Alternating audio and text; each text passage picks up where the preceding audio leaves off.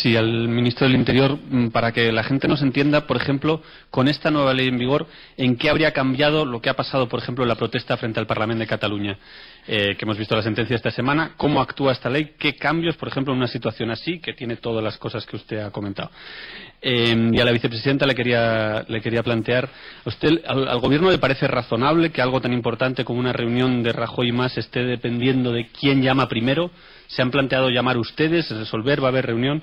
En fin. Y ayer le escuchamos a usted hablar de regeneración política y de ejemplaridad.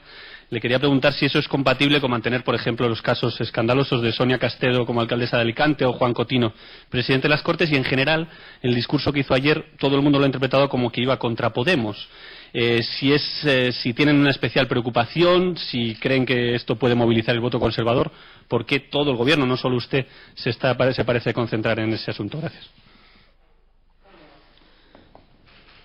Bien, en relación con la pregunta que a mí me ha dirigido, tengo que decir que fundamentalmente no, porque en principio entendió de esa cuestión la Audiencia Nacional por entender que esas conductas incurrían en el capítulo 3 del Código Penal, en la sección primera referida a delitos contra las instituciones del Estado. Si me permite, yo le voy a leer el artículo 498, y luego le digo una cosa. El artículo 498 del vigente Código Penal dice lo siguiente: los que emplearen fuerza, violencia, intimidación o amenaza grave para impedir a un miembro del Congreso de los Diputados, del Senado o de una Asamblea Legislativa de Comunidad Autónoma asistir a sus reuniones, serán castigados con la pena de prisión de 3 a 5 años. Eso dice el artículo 498 del Código Penal, dentro de la sección que empieza con el artículo 492 de delitos contra las instituciones del Estado. Dicho eso, yo le voy a decir lo siguiente. Como sabe usted, cuando se levanta por parte de la policía un atestado, pueden dirigirlo si consideran que hay un presunto delito, se lo dirigen a la autoridad judicial. Si consideran que esa conducta es merecedora de una sanción administrativa, pues abren un expediente administrativo con una propuesta de imposición de sanción. Si se abre un procedimiento penal, queda en suspenso el procedimiento administrativo, que solo se reanuda en su caso cuando finaliza el penal o queda archivado, ¿no? En ese caso, y solo en el caso que nos ocupa, en la medida en que han quedado absueltos, la verdad es que ya ha anunciado la Fiscalía General del Estado que se va a recurrir ante la Sala Segunda del Tribunal Supremo esa sentencia. Por tanto, el procedimiento penal no ha finalizado. Pero si hubiera finalizado ya y que hubieran quedado absueltos, evidentemente la vía administrativa hubiera quedado abierta. Y en la medida en que esas conductas hubieran sido susceptibles de ser incardinadas en algunas de estos preceptos aquí contenidos, como mínimo, no hubiéramos quedado entre la absolución total por vía penal y nada más, sino que se hubieran llevado pues una sanción administrativa adecuada pues a esas conductas que vimos todos a través de los medios de comunicación. Y supongo que se me entiende. Y he querido leer literalmente el precepto para que cada uno extraiga sus consecuencias, pues en fin, a la luz de lo acontecido. Bien.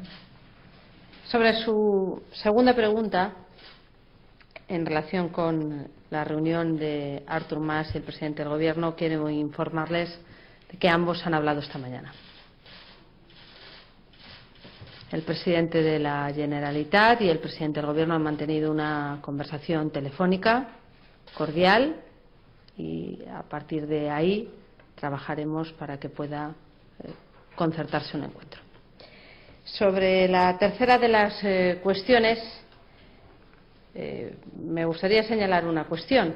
Yo ayer intervine en un acto de partido del que soy miembro y militante y expuse mi opinión política sobre lo que yo veo que tiene que ser la transparencia y la regeneración democrática, sobre lo que políticamente y como militante activo de un partido considero que son los retos a los que se enfrenta ese proceso de regeneración democrática, desde extremismos, populismos, etcétera, etcétera, un sinfín de cuestiones, porque fue una intervención larga, no solo hablé de esto, hablé de otras muchas más cosas. Como miembro de un gobierno, con mis compañeros, aquí lo que hacemos es la política que defiende el partido que sustenta al Gobierno y que es nuestro programa, tratamos de aplicarlas en normas y en actos que puedan servir a esos fines, a esas ideas que consideramos las más adecuadas y ese proceso de regeneración democrática. Y como miembros de ese Gobierno hemos aprobado en Consejo de Ministros leyes importantes, no solo la primera ley de transparencia de la democracia, no había habido ninguna otra con anterioridad, o cambios en el sistema de funcionamiento de los partidos. Recientemente hemos remitido dos leyes importantes. La Ley de Control Económico Financiero de los Partidos al Congreso, una ley que además de reforzar el análisis de la contabilidad y la transparencia de los partidos, por ejemplo, incide en una cuestión de la que se ha hablado mucho estos días, de las donaciones, condonaciones de deuda o condiciones privilegiadas en los créditos a los partidos políticos. Pues bien, el Gobierno ha remitido a las Cortes un proyecto de ley que, entre otras cuestiones, prohíbe condonaciones de deuda o prohíbe que a los partidos políticos se les dé condiciones de crédito de cualquier tipo, incluido diferenciales de intereses distintos a los de mercado. Otra ley importante es la ley del ejercicio del alto cargo, en este caso la Administración General del Estado, que trata de traducir al terreno normativo lo que, más allá de las leyes, es también y debe ser también una actitud personal, que es un código de buen gobierno. Por tanto, son dos facetas en la vida de una persona indudablemente complementarias. No puedo opinar lo distinto en el Gobierno que en el Partido Popular, pero como comprenderá, con registros distintos, porque esta mesa es la del Consejo de Ministros y yo creo que un Gobierno desde esta mesa tiene que ser respetuoso con todas las opciones políticas. Somos Gobierno de todos, pero como partido político y como militante que soy, lógicamente expreso mi opinión porque la tengo.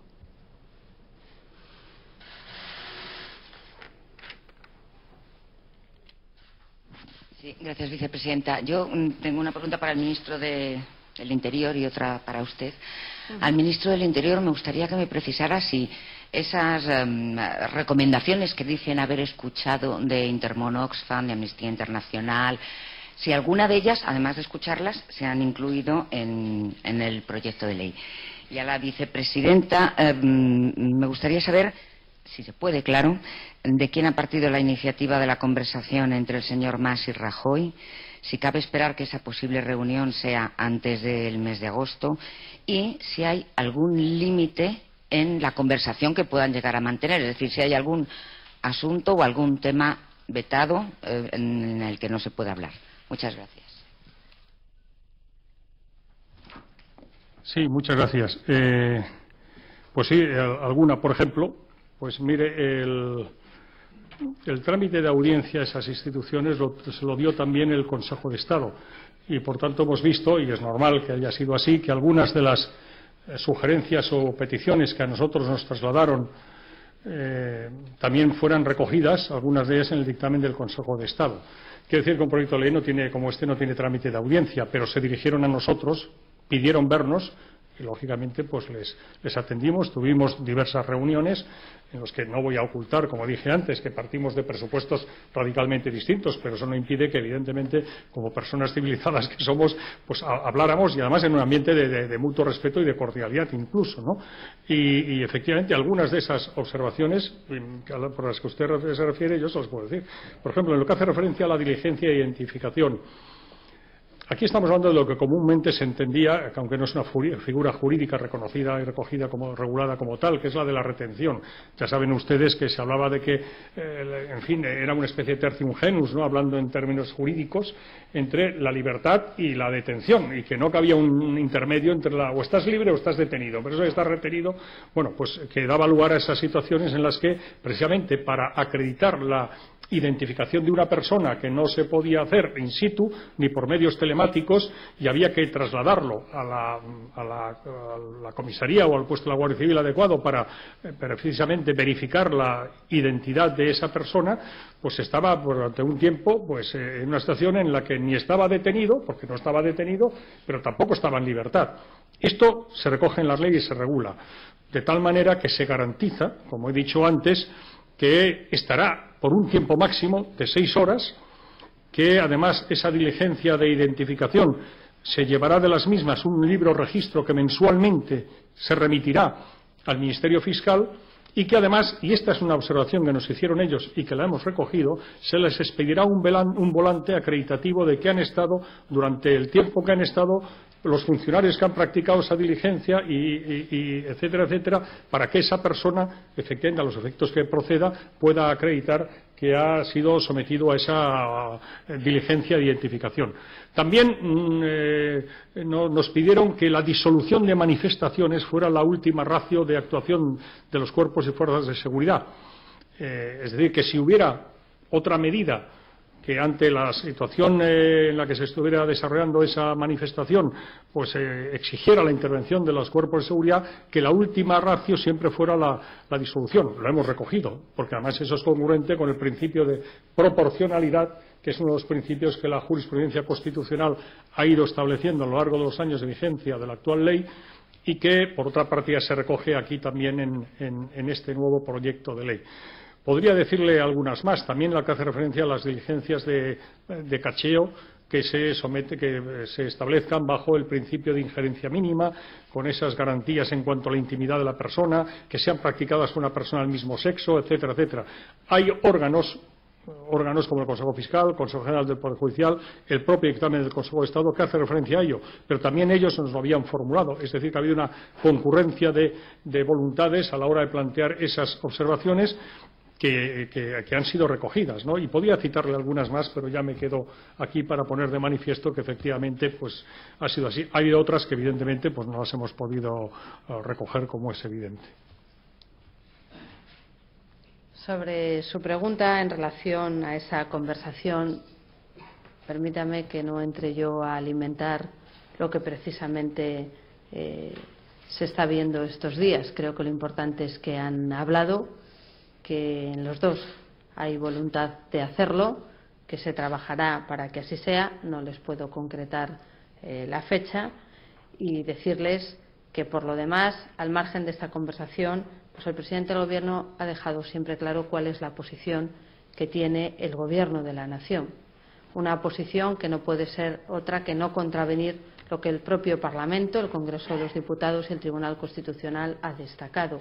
Para nosotros, ese referéndum de autodeterminación, como se ha dicho por otras instituciones, no tiene cabida. Eso se le ha transmitido siempre y con carácter general al presidente de la Generalitat, y estamos dispuestos pues a dialogar en los términos en los que nos permite nuestra propia obligación, que es cumplir la Constitución y las leyes. Gracias, vicepresidenta. Quería preguntarle por la Comisión Europea, que ha abierto una investigación sobre las cuentas de la Comunidad Valenciana por una posible manipulación. Yo quería saber si al Gobierno le preocupa también, si le preocupa en el sentido de que afecte la credibilidad de las cuentas del Estado, si se confirma esa posible manipulación. Una segunda pregunta para la vicepresidenta también, sobre los contactos que ha tenido Luis Bárcenas con la Camorra, según se desprende de las conversaciones intervenidas en la investigación judicial. ¿Qué le parece o qué le sugiere este tipo de contactos que ha tenido Bárcenas con la Camorra y esa afirmación de que la mafia y la política son lo mismo? Y por último, quería insistir con la próxima reunión del presidente del Gobierno y del presidente de la Generalitat. ¿Se va a hablar de consulta o eso no se va a tocar? Se lo ha dejado claro el presidente que no se va a hablar de la consulta en esa reunión. Y en todo caso, si no se habla de la consulta, ¿la agenda en qué consistirá? ¿Temas económicos o alguno más? Gracias. Bien. Sobre la primera de sus preguntas en relación a la decisión que pueda adoptar el Colegio de Comisarios de iniciar un procedimiento de investigación en relación a las estadísticas de la Comunidad Valenciana, quiero señalar que se trata de un ámbito de investigación que se refiere a los años 2008, 2009, 2010 y 2011. Por parte del Gobierno, la disposición es absoluta a esa colaboración, pero como digo, ya no hay ninguna referencia después de las cuentas del 2012. A partir de abril del 2012 no ha habido ninguna objeción a las mismas. Pero más allá de esto y de esta colaboración que indudablemente tendremos, yo quiero señalar cuál ha sido la actuación del Gobierno y de las Cortes desde el año 2012. Aprobamos una ley de estabilidad presupuestaria y una ley de transparencia que fortalecían la presentación de esas cuentas, su transparencia absoluta. De hecho, les inundamos a ustedes periódicamente con datos contables de la situación de todas las administraciones y con el establecimiento incluso de mecanismos para en caso de incumplimientos. Es decir, que esto confirma la necesidad que ha hecho este Gobierno de aprobar leyes que incrementaran la transparencia, que incrementaran el control. Un siguiente paso que hemos hecho es la constitución de la Autoridad Independiente de Responsabilidad Fiscal, que coadyuvará también a todas estas tareas del máximo control y de la máxima transparencia. Por tanto, se refieren al momento al que se refieren. Con posterioridad al 2012 no ha habido objeción. El Ministerio y el Gobierno en su conjunto dispuestos a colaborar, como siempre hemos hecho y nos corresponde, y esto pues nos afirma y ratifica que es bueno el control y que ha sido muy oportuno una ley de estabilidad presupuestaria y sostenibilidad financiera, una ley de transparencia y la creación de la Autoridad Independiente de Responsabilidad Fiscal, que ha dado fortaleza y transparencia a nuestras cuentas públicas. En relación a la segunda de sus preguntas, en relación con no tengo ninguna información. Es un asunto sometido a secreto de sumario y, como comprenderá, nosotros somos respetuosos con los secretos de sumario. No le puedo informar nada más. Y sobre la reunión, no se han acotado los términos en esa conversación. Yo le digo que el presidente del Gobierno mantendrá su posición en un aspecto clave, que es el referéndum de autodeterminación. Lo ha hecho siempre, además tiene que mantenerla, entre otras cuestiones, porque es la posición del Congreso de los Diputados y la posición del Tribunal Constitucional, interpretando y aplicando nuestra propia Constitución. Y sobre eso no puede disponer ningún gobernante.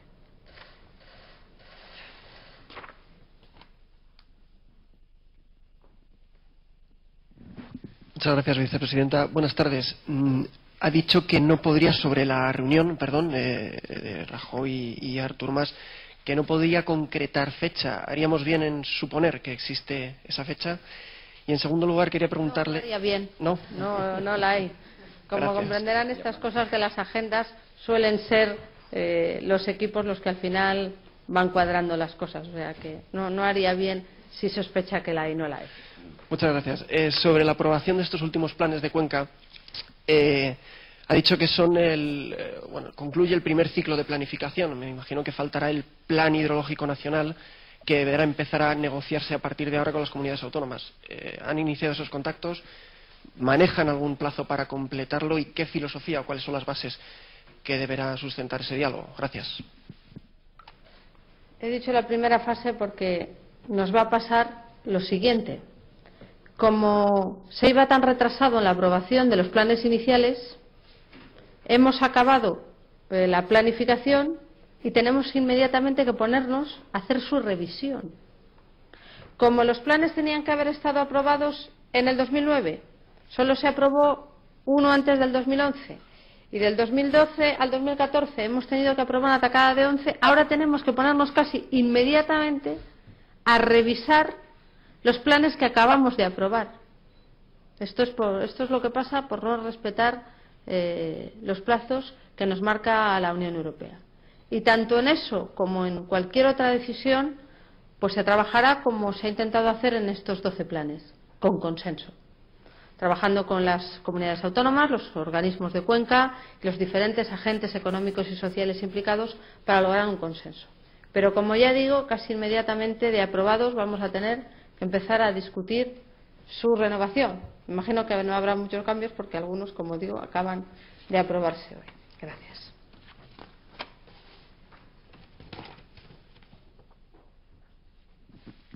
Sí, hola, buenos días. Quería preguntarle también por la conversación entre el presidente del Gobierno y el señor Artur Mas. ¿Ha sido breve? ¿Ha sido larga? ¿Cómo la calificaría? ¿Se sabe ya dónde podría ser la reunión? Y sobre otro asunto, ¿puede decirnos cuánto ha costado la proclamación del rey? Pues sobre si ha sido breve o ha sido larga, ha sido suficiente, que me parece que es una buena manera de medir la noción del tiempo.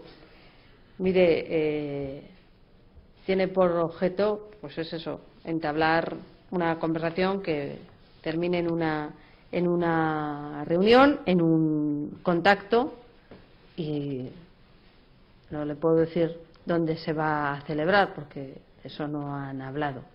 Yo le he contado lo que sé y se lo he transmitido. ¿Sobre cuánto ha costado la proclamación? Pues no lo sé, no le puedo dar el dato porque en estos momentos no tengo la información suficiente. Tenga presente que hay gastos que corresponden al Congreso de los Diputados, hay gastos que corresponden al Senado, a la propia Casa Real, otros gastos al Gobierno, al Interior.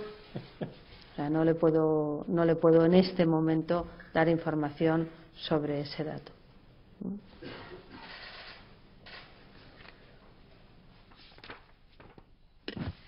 Gracias. Para el ministro Wert, querría haber si he entendido bien. ¿El Gobierno central adelantará primero el coste del colegio privado a la vez que retira la Administración autonómica, lo que cueste? Eso por un lado. Y después la Generalitat de Cataluña ya ha dicho que va a recurrir esta decisión del Gobierno porque considera que es un abuso de poder y a su juicio supone una confiscación de la autonomía. Quería saber qué opina de estas afirmaciones. Y después, a la vicepresidenta, el tema de la proclamación, ¿el Gobierno tiene pensado dar el coste global en algún momento? Gracias. Bueno, sobre la primera de las cuestiones, sí, la relación de reintegro de los gastos de escolarización en primera instancia se establece entre el Ministerio y el titular del derecho, el beneficiario. Una vez que está reconocido el derecho con el límite al que ya me he referido, que es el límite del coste de la escolarización en un centro público, se hacen liquidaciones mensuales, que normalmente es el mismo periodo en el que los centros cargan los costes de escolarización, y la compensación se podrá, voy a leérselo en los términos literales en que el decreto lo establece.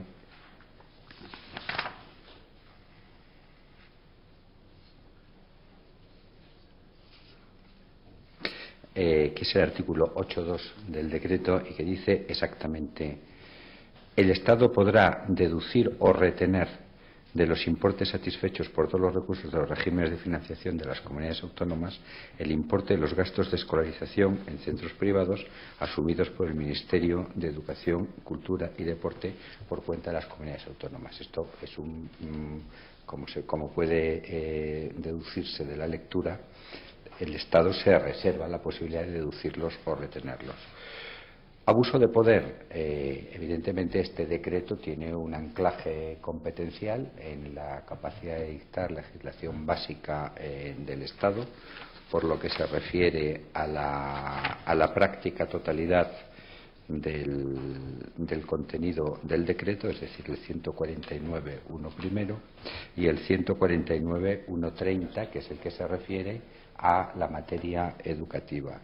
Y en lo que se refiere al artículo 8, que es el que tiene que ver con la repercusión de los gastos efectivos de escolarización, se dicta al amparo del 149.1.14 de la Constitución. Yo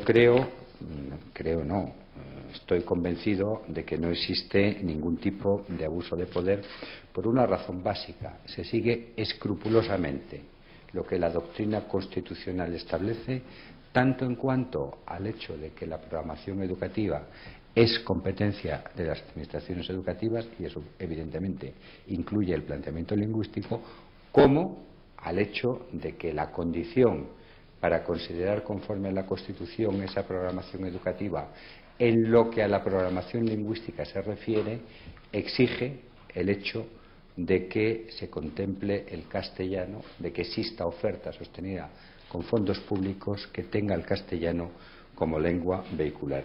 Y, por tanto, no hay confiscación competencial alguna.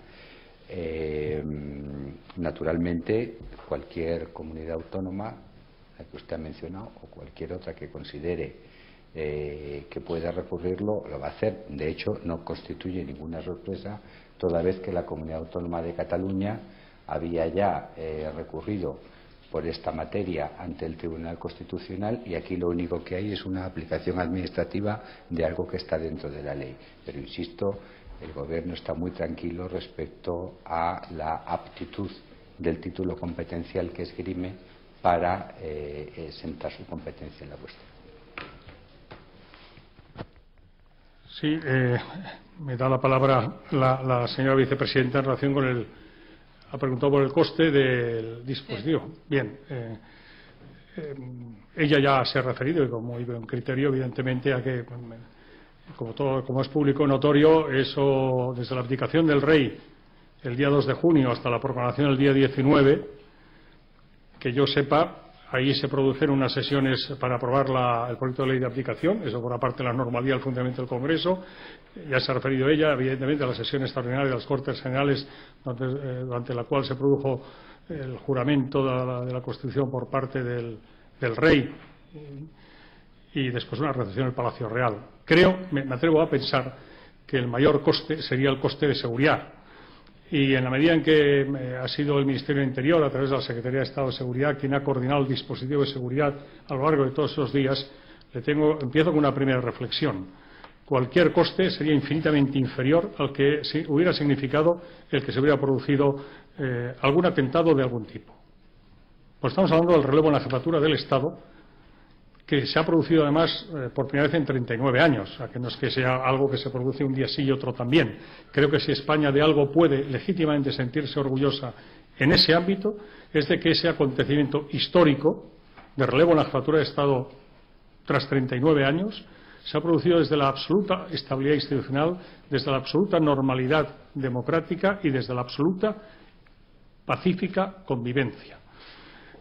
Dicho eso, le diré que el coste de seguridad le puedo asegurar que no ha sido superior al de eventos que no tienen esa trascendencia histórica, ni muchísimo menos. Le podría hablar de eventos deportivos de especial riesgo, por ejemplo, de partidos de fútbol de especial riesgo. Ya no le hablo de otros acontecimientos que se han producido en España, como mundiales de fútbol o Juegos Olímpicos, incluso dispositivos de seguridad con ocasión de huelgas generales o de manifestaciones de elevado riesgo. No ha sido superior ni muchísimo menos al que en esos otros eventos que no tienen, insisto, esa relevancia histórica, pues ha podido significar.